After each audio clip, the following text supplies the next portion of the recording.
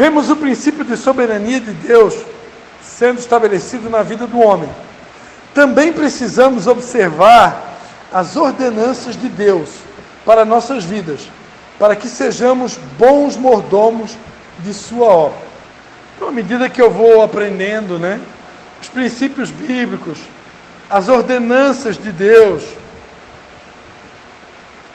mais conhecimento eu tenho da Bíblia, mais conhecimento eu tenho para que eu possa me tornar cada vez mais um bom mordomo do meu corpo, da minha alma, que são os meus pensamentos, da minha mente, do meu emocional e do meu espiritual. Então nós somos espiritual no corpo.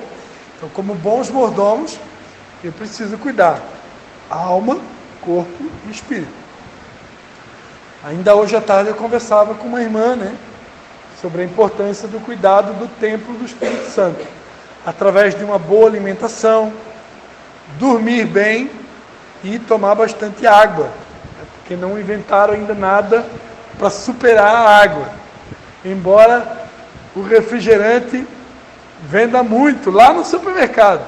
Mas a nova pesquisa, os estudiosos agora estão querendo, Queremos ouvir, fala aí, esteticista. que não é necessário tomar água. Ah, uma nova pesquisa?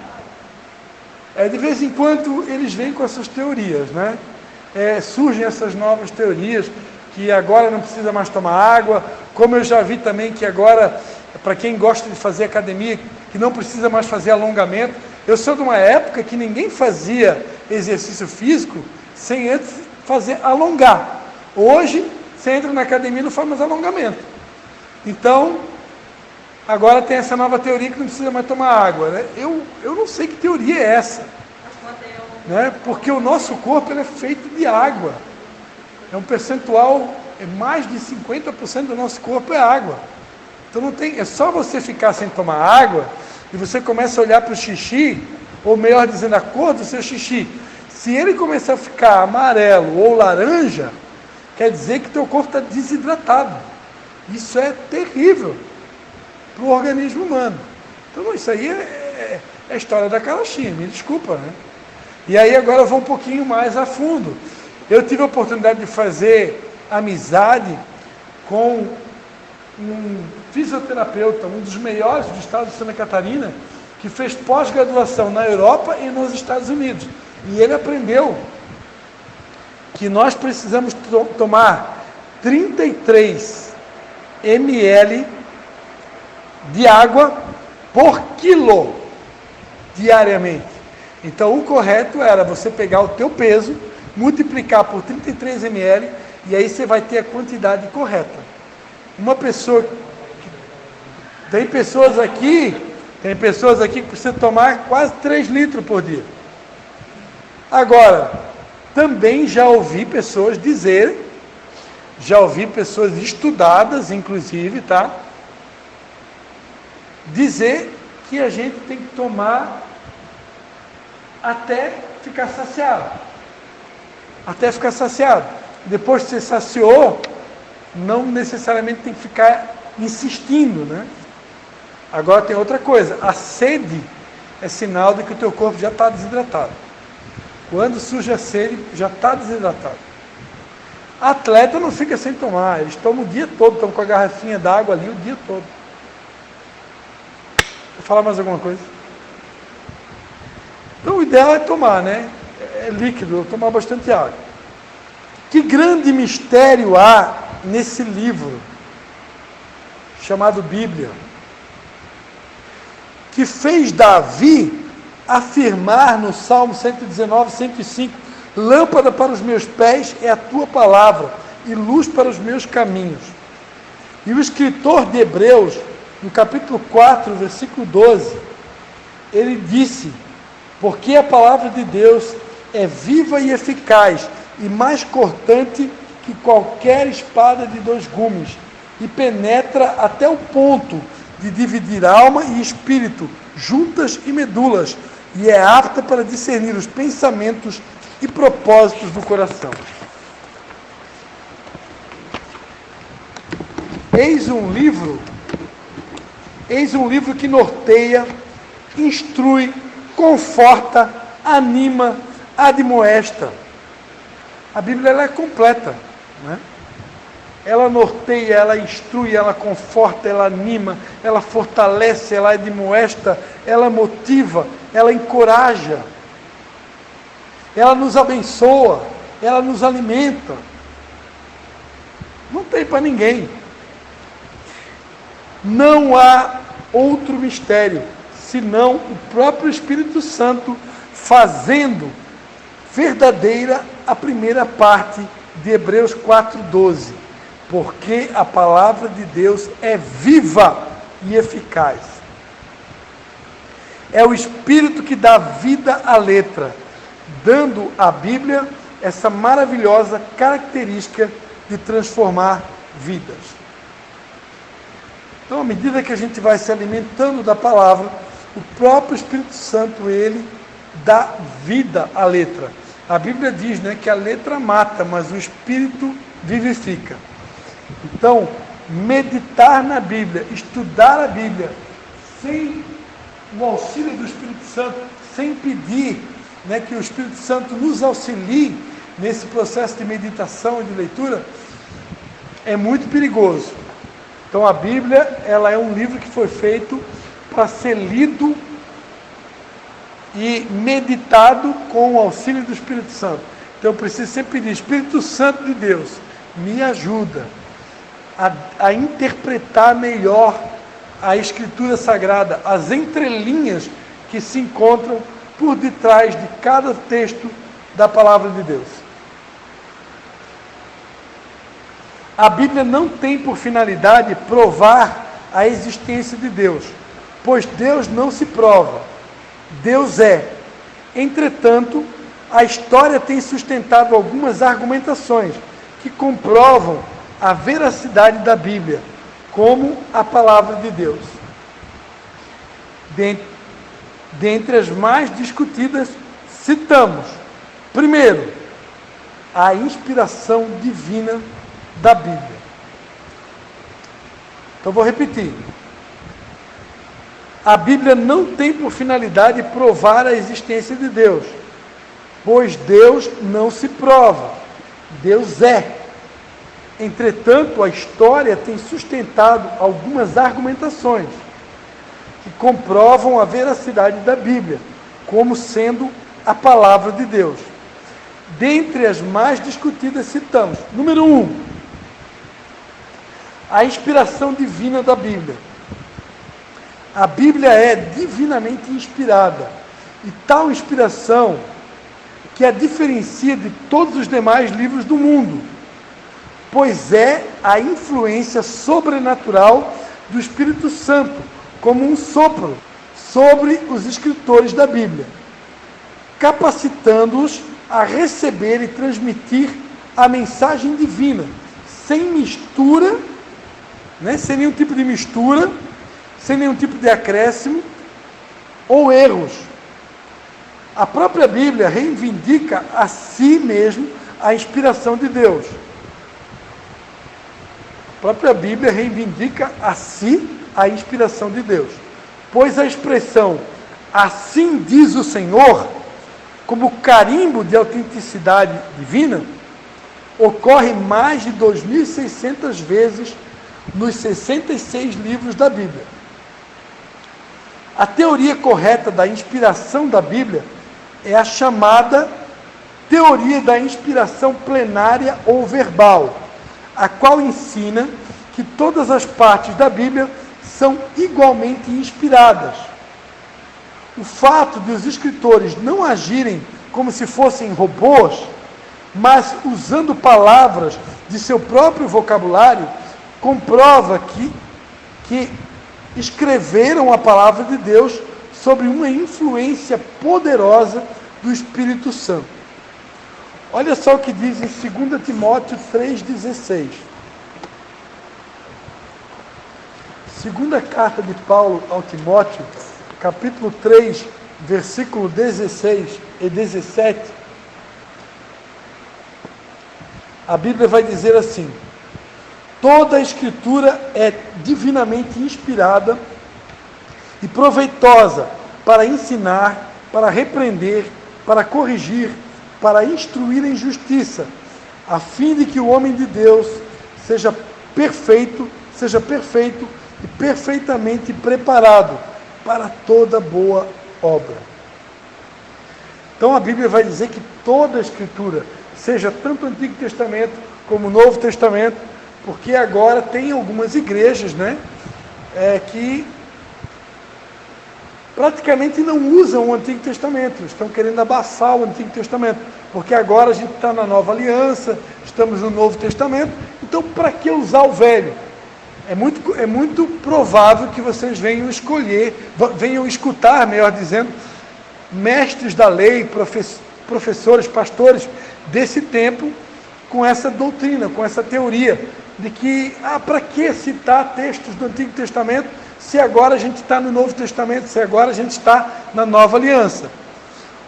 O próprio São Paulo, escrevendo a Timóteo, um texto do Novo Testamento, ele vai dizer que toda a Escritura, tanto o Antigo Testamento como o Novo, é divinamente inspirado e proveitoso para ensinar, para repreender, para corrigir, para instruir em justiça, a fim de que o homem de Deus seja perfeito e perfeitamente preparado para toda boa obra.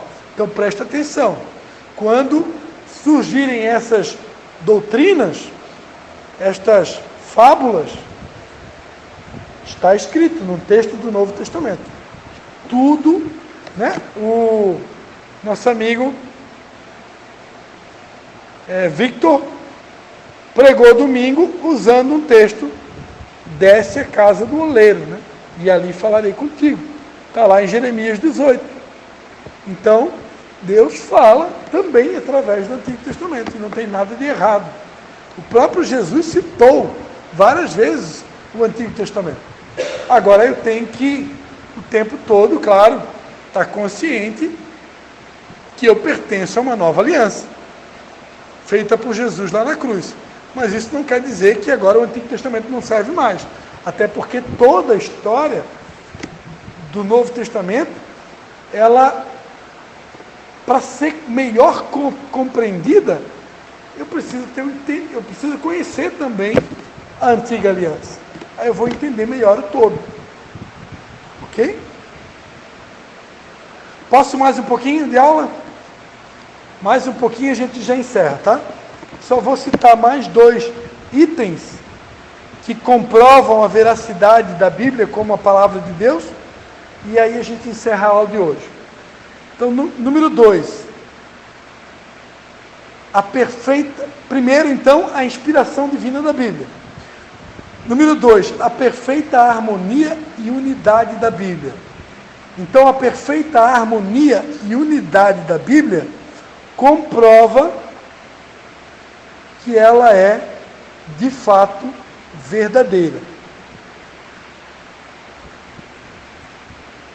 A chegada da Bíblia até os nossos dias só pode ser explicada como um milagre, considerando-se que nela há 66 livros escritos por cerca de 40 escritores, num período de aproximadamente 16 séculos, principalmente quando levamos em conta que estes homens tinham as mais variadas ocupações.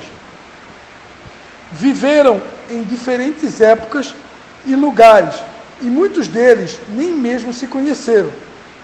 Mas apesar de toda esta diversidade, de tantos estilos, verificamos que os escritores geraram um produto poderoso e coerente.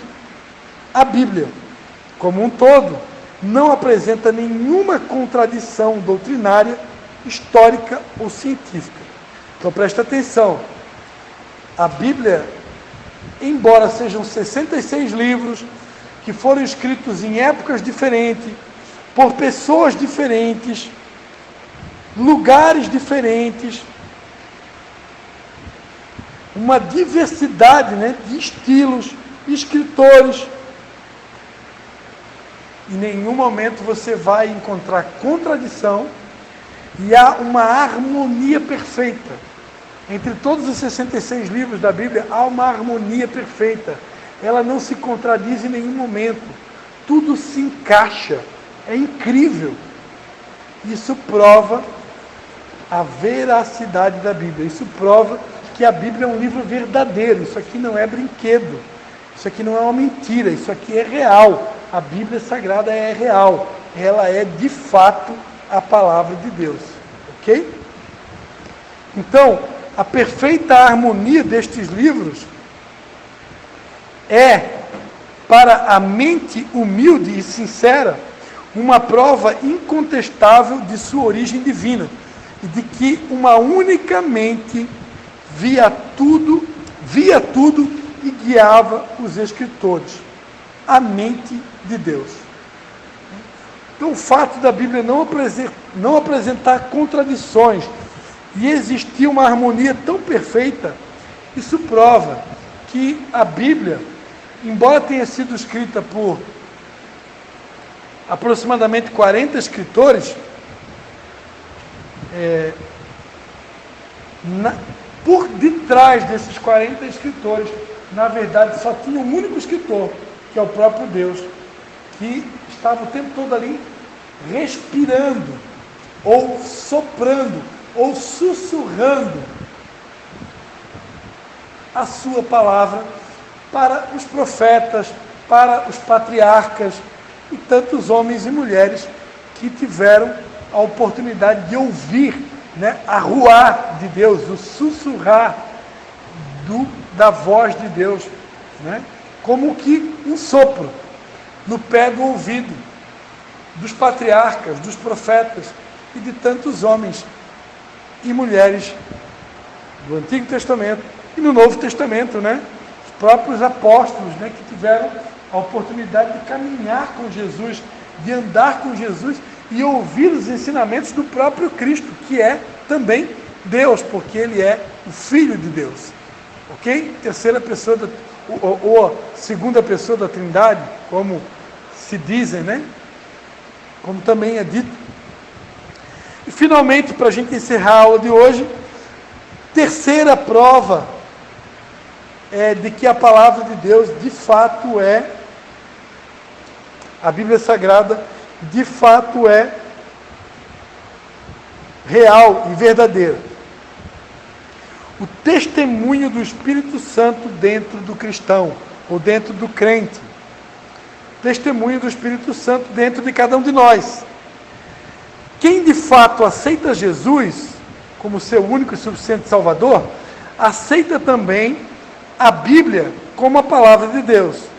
Pois o Espírito Santo põe na alma do crente, do cristão, a certeza quanto à autoridade desse livro. O próprio Espírito Santo que está dentro de nós, ele testifica com o nosso espírito que a Bíblia de fato ela é real, que ela é a palavra de Deus, que ela é verdadeira. Não tem outra hipótese. Eu morreria por uma mentira? Não tem como morrer. Os cristãos da época do Coliseu, Daniel, que foi jogado na cova dos leões, Sadraque, Mesaque e Abednego, que foram lançados numa fornalha de fogo, será que eles estariam dispostos a morrer por uma mentira, ser queimado por uma mentira? É óbvio que não.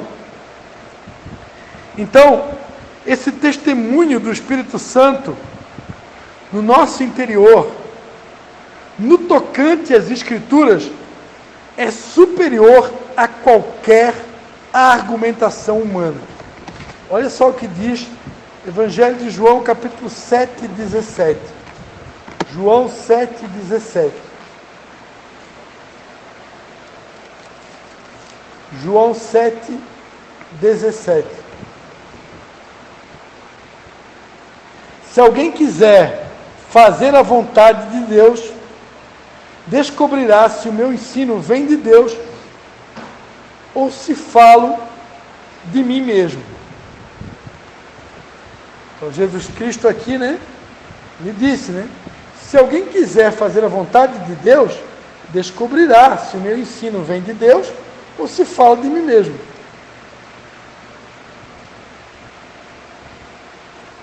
E depois, Evangelho de João 14, 26. João 14, 26.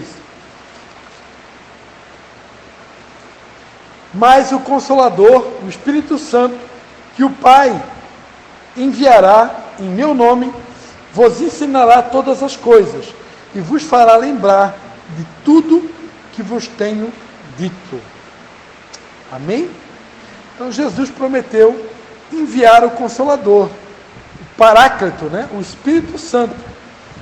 E esse Espírito Santo que hoje habita em nós, nos ensinará todas as coisas, nos fará lembrar de tudo que Jesus nos ensinou.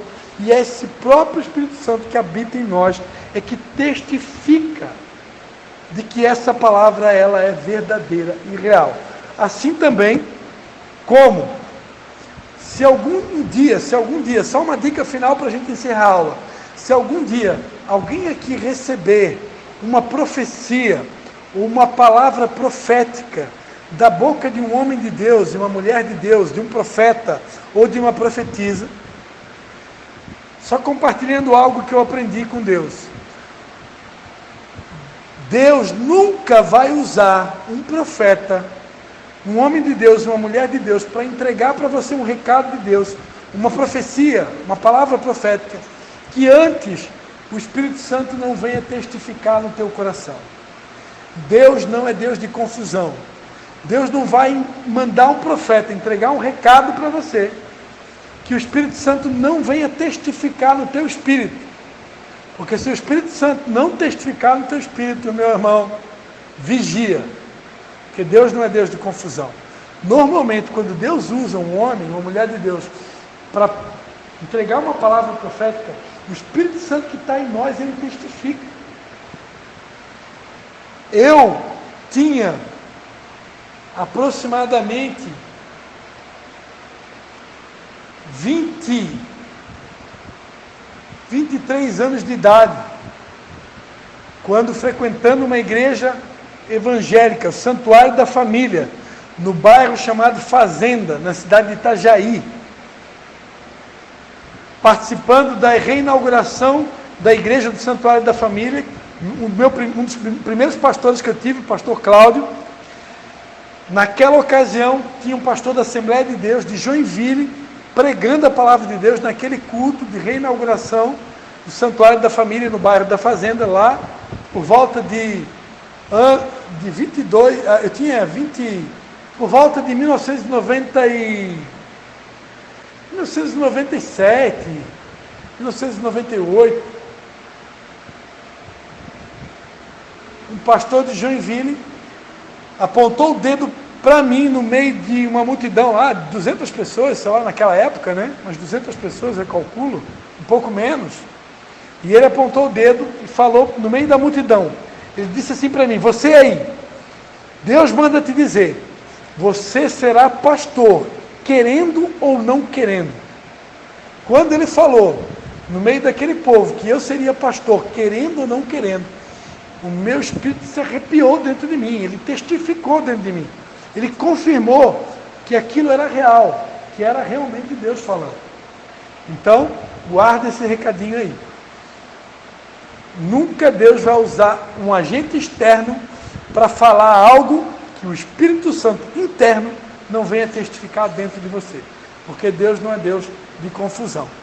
Então, guarda essa dica aí para você saber distinguir profecia de profetada. Amém? Vamos orar? Agradecer a Deus por essa aula.